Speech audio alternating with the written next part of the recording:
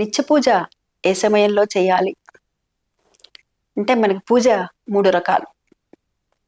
నిత్యము, నైమిత్తికము, కామ్యము.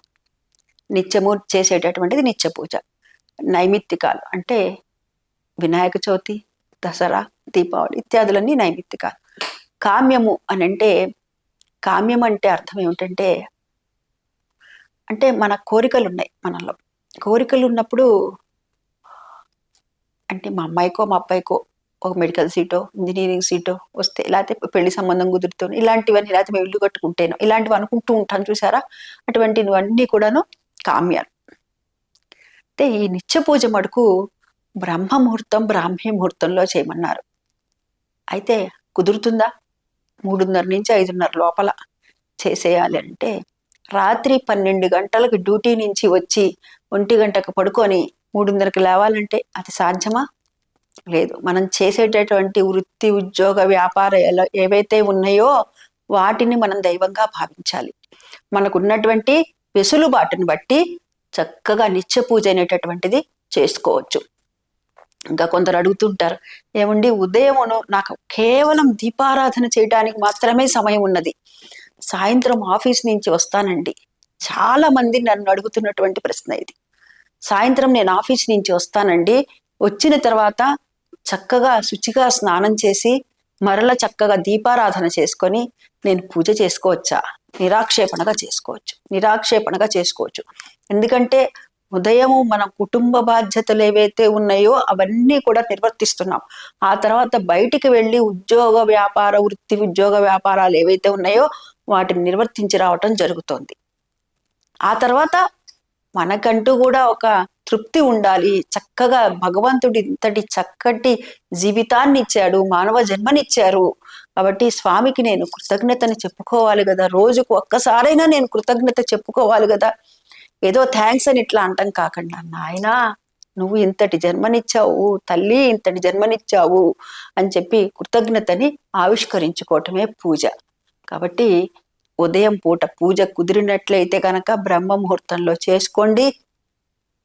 పూజ కోసమని ఇవాళ చాలా మంది ఇబ్బందులు పడిపోతున్నారు. ఈ పూజ అనేటటువంటి దానికి ఎంత భయంకరంగా చేస్తున్నారంటే, ఇంటినిండి పువ్వులు పక్క వాళ్ళ పెరట్లో కోసుకురావటం, వీళ్ళ పెరట్లో కోసుకురావటం, ఎక్కడ బతకనీరు రోడ్డు మీదకి వెళ్తారు, వాకింగ్ పేరుతో ఇంత పెద్ద సంచి తీసుకొస్తారు. బయట ఎందుకు పెడుతున్నారండి? చెట్లు మొక్కలు అవన్నీ ఎందుకు పెడుతున్నారు? అవన్నీ కూడా పూల మొక్కలు ఎందుకు పెడుతున్నారు? చూడటానికి ఆహ్లాదంగా ఉండటమే కాదు, అసలే పొల్యూషన్ అనేటటువంటిది పెరుగుతోంది. పొల్యూషన్ ని కొంచెమైనా, వాతావరణ కాలుష్యాన్ని కొంచెమైనా తగ్గించాలి అనే దృష్టితో మనం చరిత్ర చదువుకున్నాం కదా, అశోకుడు చెట్లను నాటించను అని చదువుకున్నాం కదా.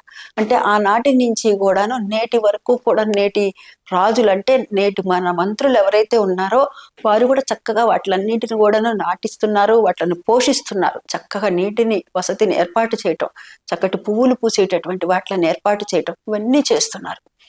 వాటిని మనం ఇంకా చాతనైతే సంరక్షిస్తాం. అంతేకాని భక్తి, మనకి కృష్ణ భగవానుడు కూడా చెప్పాడు, పత్రం పుష్పం ఫలం తోయం యోమే భక్త్యా ప్రయచ్చతే. ఏం చెప్పారు? భక్తి అనేటటువంటి పుష్పాన్ని ఎండరా అని చెప్పాడు. పత్రం, ఒక్క మారేడు దళాన్ని ఇవ్వండి, లేకపోతే ఏదో ఒక తులసి దళాన్ని ఇవ్వండి, తుమ్మి పువ్వు ఇవ్వండి, లేకపోతే మన పెరట్లో ఉన్న ఒక్క పువ్వు ఇవ్వండి, భక్తి అనేటటువంటి పుష్పాన్ని ఇవ్వండి. శివుడికి అనుకోండి దోసడితో నీళ్లు పోయండి, హరహర అనండి. విష్ణువు కనుకోండి, విష్ణువు ఎవరు? అలంకార ప్రియో విష్ణువు, అభిషేక ప్రియో ఈశ్వర. కాబట్టి నమస్కార ప్రియో ఆదిత్య కదా. సూర్యనారాయణమూర్తికి ఒక నమస్కారం చేస్తుంది, సంతుష్టుడైపడి ఆరోగ్యాన్ని ఇచ్చేస్తాడు. అదేవిధంగా ఈశ్వరుడికి ఒక దోసడి నీళ్లు పోస్తే చాలు, సంతుష్టుడైపోతాడు. విష్ణుమూర్తికి అలంకారం అంటే ఇష్టం కదా. మన దగ్గర ఉన్నటువంటి ఒక్క మారేడు దళం లేదండి, మా దగ్గర ఒక్క పువ్వు ఉంది, అదే పెడదాం. ఏమీ లేవు, మనస్ఫూర్తిగా నమస్కరించుకొని నేను భక్తి అనేటటువంటి పుష్పాన్ని నీ పాదాల దగ్గర అర్పిస్తున్నాను అని చెప్పి నమస్కరించుకున్నట్లయితే ఆ భగవంతుని యొక్క అనుగ్రహము, పార్వతీ పరమేశ్వరులు, లక్ష్మీనారాయణులు, అమ్మవారి యొక్క అనుగ్రహం కలుగుతుంది. అయితే మనకి నిత్య పూజ మటుకు మన వెసులుబాటుని బట్టి కుదిరితే బ్రాహ్మీ ముహూర్తంలో చేసుకోవటం, లేని పక్షంలో 8 గంటల లోపల చేసుకోండి, 10 గంటల లోపల చేసుకోండి. 12 గంటల నుంచి మటుకు 3 వరకు మటుకు వద్దు అని చెప్తారు పెద్దవాళ్ళు. మళ్ళా 3 తర్వాత మీకు ఏమండి నేను సాయంత్రం 6కి డ్యూటీకి వెళ్ళాలండి, నేను 5కి బయలుదేరితే గానీ కుదరదండి, మరి నేను 4కే దీపారాధన చేయొచ్చా? నిరాక్షేపణగా చేసుకోవచ్చు. అందుకనే మన పెద్దవాళ్ళు మధ్యాహ్నం 12 నుంచి 3 వరకు మటుకు వద్దు, మిగతా సమయం అంతా చేసుకోవచ్చు అన్నారు. ఈ విధంగా ఎవరైతే భక్తిగా పూజ చేస్తారో వారికి ఆ భగవంతుని యొక్క అనుగ్రహం ఎల్లవేళలా కలుగుతుంది.